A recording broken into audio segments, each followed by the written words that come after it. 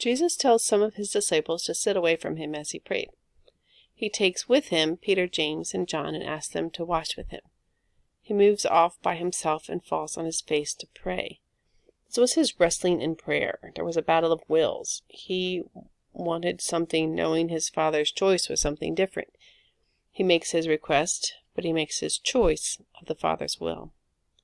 It wasn't that simple, or he would have just prayed it once. It wasn't settled in him. He prays it again and then again.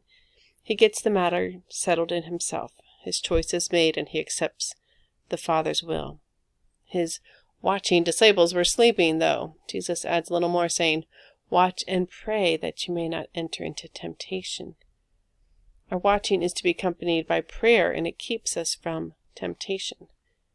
Jesus recognizes the spirit is willing, but the flesh is weak.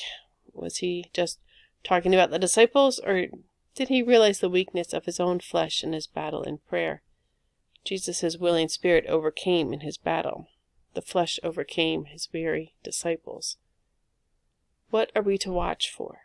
We're to stay alert because there's an enemy prowling around. We don't want to be caught off guard. An enemy is coming with temptations, trying to trip us up. We don't want to be caught unaware. We need to keep watch and pray. Judas spent 3 years with Jesus. He is close enough to kiss Jesus. Jesus, knowing all things, calls Judas friend. Proximity to Jesus isn't going to save you. Being in church and Bible studies and all such things aren't going to save you. He must be in you. His life must become your life. We must give up our lives and take on his life. Jesus points out he had the power to save his own life. He could call on angel armies as their commander, but he doesn't. He submits to the Father's will. We don't save ourselves. We submit ourselves.